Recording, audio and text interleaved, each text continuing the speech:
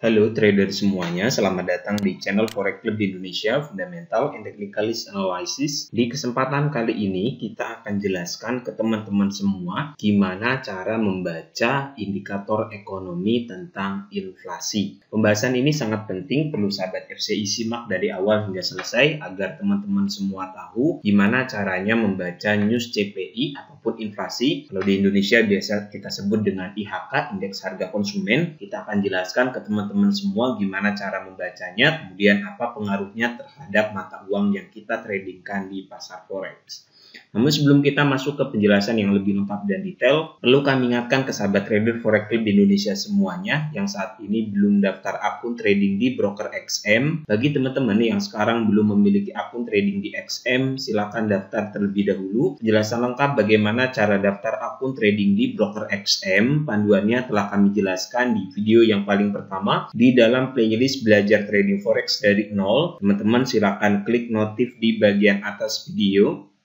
Oke, ataupun silahkan teman-teman buka menu playlist di channel Forex Club Indonesia ini.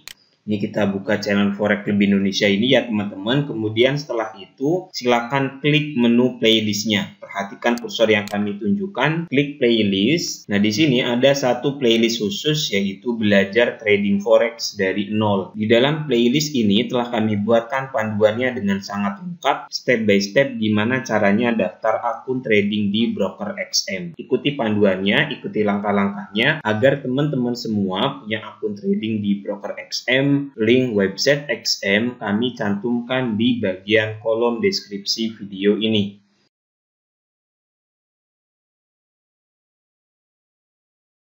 Oke, mari kita mulai saja bahas mengenai gimana sih caranya membaca news forex tentang inflasi. Ada inflasi, bisa disebut juga sebagai CPI ataupun IHK, Indeks Harga Konsumen. Ini sama aja ya teman-teman. Kita buka kalender ekonomi yang ada di website Forex Factory. Di hari ini pada tanggal 20 Februari di sini akan dirilis data inflasi Kanada pada jam 8:30 malam ya teman-teman. Ini untuk inflasi bulanannya, CPI month of month, kemudian ini rata-rata daripada inflasi tahunannya, kemudian ini pemangkasan dari inflasi tahunannya. Nah, ini kan kalau kita lihat di website Bank of Canada, ini kan inflasi tahunannya berada di level 3,4%. Nah ini kan datanya rata-rata, kemudian ini hanya inflasi bulanan, kemudian ini pemangkasan dari hasil inflasi tahunan, kita tidak bisa melihat berapa sih inflasi sekarangnya. Ini beda kalau kita lihat di website Bank of Canada ya teman-teman.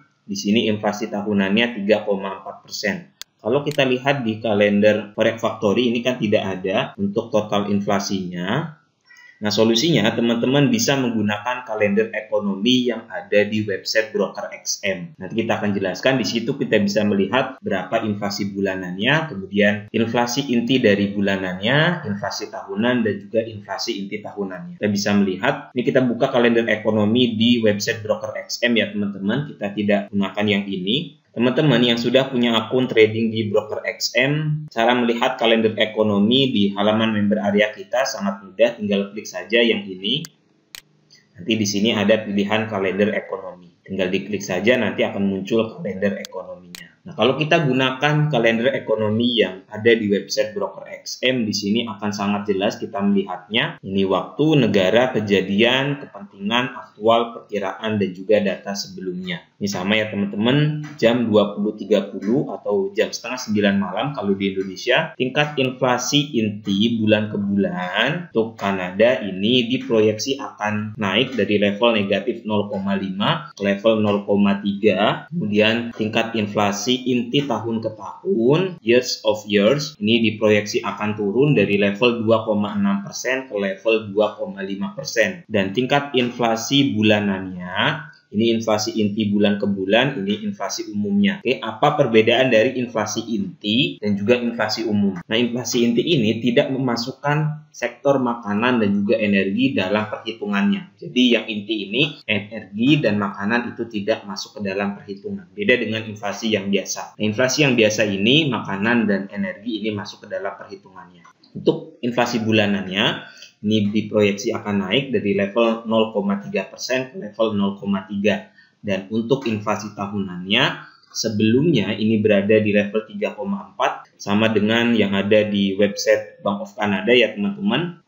3,4. Ini 3,4 juga ya teman-teman untuk inflasi tahunannya. Kemudian diproyeksi akan turun ke level 3,2. Nah, nanti jam setengah 9 malam kita perlu melihat data aktualnya seperti apa. Apakah lebih kecil daripada prakira ataupun lebih besar daripada prakira. Nah, jika nilai aktualnya ini lebih besar daripada prakira, maka tentu mata uang dolar Kanada akan menguat. Sedangkan apabila data aktualnya lebih rendah daripada prakira, maka mata uang dolar Kanada akan melemah. Kenapa? Karena kalau inflasinya terus naik, maka Bank Sentral, Bank of Canada harus menaikkan suku bunga, harus melakukan pengetatan moneter. Sedangkan apabila inflasinya sudah mulai dekat dengan target yang telah ditentukan, maka Bank of Canada akan mulai melakukan pemangkasan suku bunga. Seperti itu. Nah, berapa sih target daripada inflasi Bank of Canada? Kalau kita lihat di kebijakan moneter terakhirnya, target daripada inflasi di Kanada yaitu 2%,